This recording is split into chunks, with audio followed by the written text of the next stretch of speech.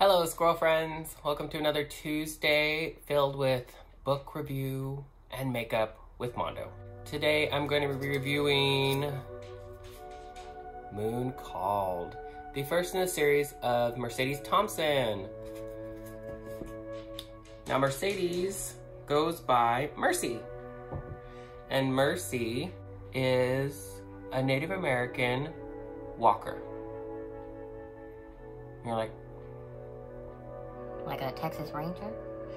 No, she is someone that can magically transform into a coyote, which is, I think, a little bit different than a skinwalker. I think skinwalker has negative connotations where a walker does not. So her mother is white and her father, who has passed when she was a tiny thing, was Native American. And this story is based in the Tri-Cities of Washington. So that's Central Washington, if anybody who out there does not know. That is the middle of nowhere in a desert, pretty much. It is set in the early 2000s.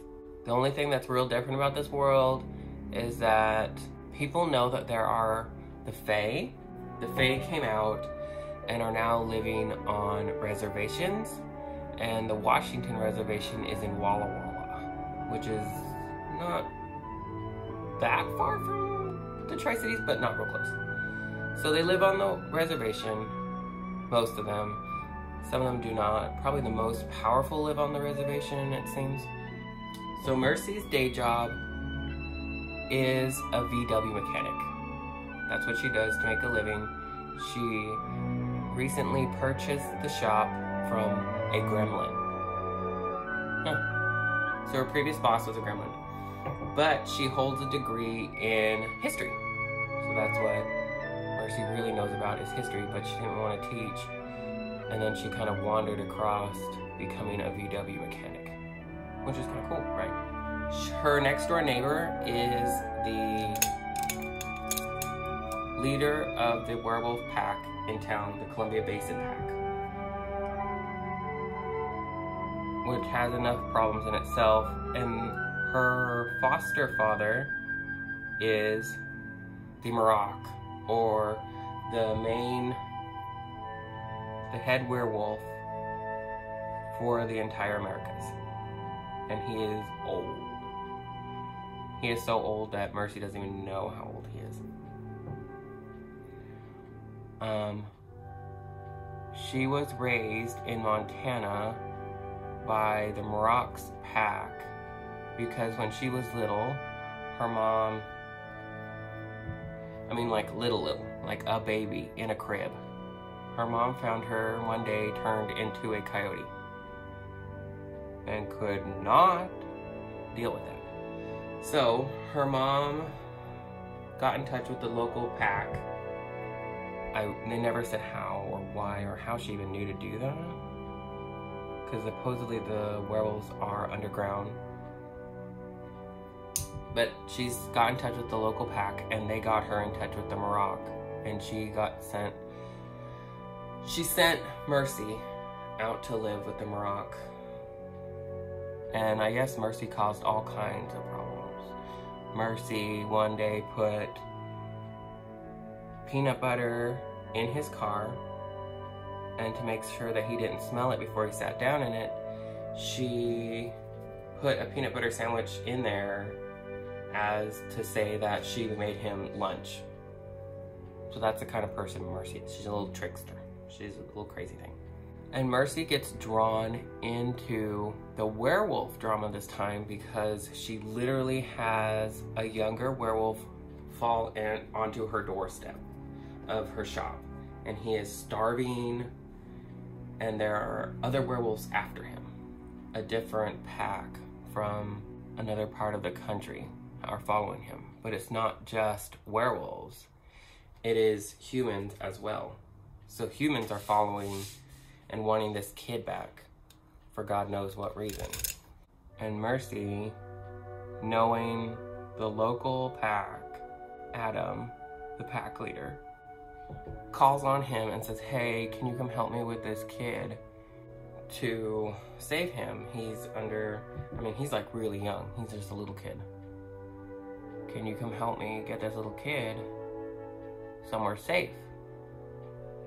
And he has just turned into a werewolf. And I guess he's on the run also because I guess he's in a person of interest in his girlfriend's murder. Because where he survived the attack, she did not. And people, you know, aren't gonna believe. Oh, werewolf attacked you? Uh-huh. I'm sure, kid. So he's also on the run for that. But she gets him to call his family and at least tell them that he's okay. So the leader of the pack comes over and tries to take over for Mercy and take control of this kid. But along the way, somebody killed him, the kid. Now that Mercy's involved, something's not right. And the local vampires get involved. Because they're kind of like the mob. The vampires are kind of like the mob. Local businesses have to pay them for their protection.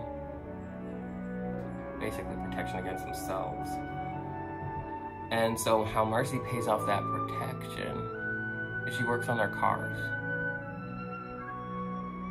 And right now she's fixing one of her friendish vampires' Volkswagen bus.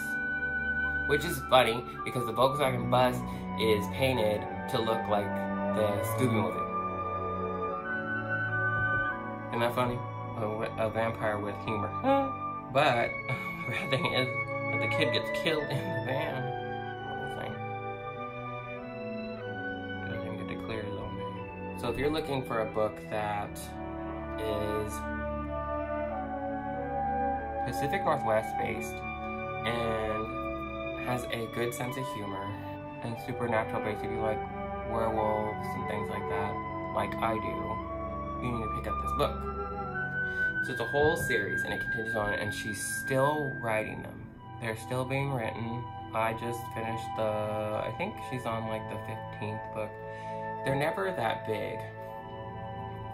Like none of the books are really long, but they get a lot into different folklore for Native Americans. You'll get to learn more about Coyote, the trickster god. So you'll learn more about him. You'll learn more about Mercy's background and all the things she had to do in her life to become who she is. Now I can totally see why people do their eyeliner off camera, because it's kind of not real flattering to watch people do their eyeliner on camera. But it's still fun. So the Mercy books continue on. They're always set in the Pacific Northwest. Mercy has a wonderful sense of humor, similar to Rachel from the Hollow series, Dead Witch Walking. Rachel and Mercy have the same sense of humor. So how do you think it's going to turn out with Mercy and the pack? She kind of has an ambiguous, very strained relationship with them. So we'll see how that turns out. Do you think what do you think is gonna happen? What do you think is happening with these people? It's kind of interesting to find out like that did it again? I always get this one right here. It's fun to see all the problems that Mercy gets herself into with the fairies, with the fae, and with the werewolves and other Native Americans that she meets along the way. So she does meet other walkers too in later books. The series is great if you like a sense of humor, but drama. There's not much horror involved in these books at all. It's mostly just like a crime mystery that Mercy has to solve. That's always based in the Pacific Northwest. She sometimes goes to Spokane, but rarely Seattle. You'll learn a lot about Native American folklore in this series. If you guys want me to review other books in the series, let me know. And if you guys have a favorite, or somebody out there has a favorite of this series you want me to review and talk about what I like about it. But I really, really enjoy Mercy. I think these are the books that I come back to when I need a pick-me-up, or like just to laugh or think about good things. These always put a smile on my face, just like the Kim Harrison books. These always put a smile on my face, so I really enjoy them. I hope you guys enjoy them. Make sure to go out and buy them from a local bookstore. That's the best way to get them. They're still in publication, all of them. I keep them in stock at the Barnes & Noble in Bellingham. As always, I hope you guys are doing well, wearing your masks, washing your hands. I hope you are having a fantastic morning, afternoon, evening, or late at night. Sometimes YouTube is fun in the middle of the night. Subscribe and share with others to let them know that I'm doing this. I will be doing this, as always, every Tuesday, because that's new release book day. Have a good day, evening, or whatever it is right now. Bye, guys.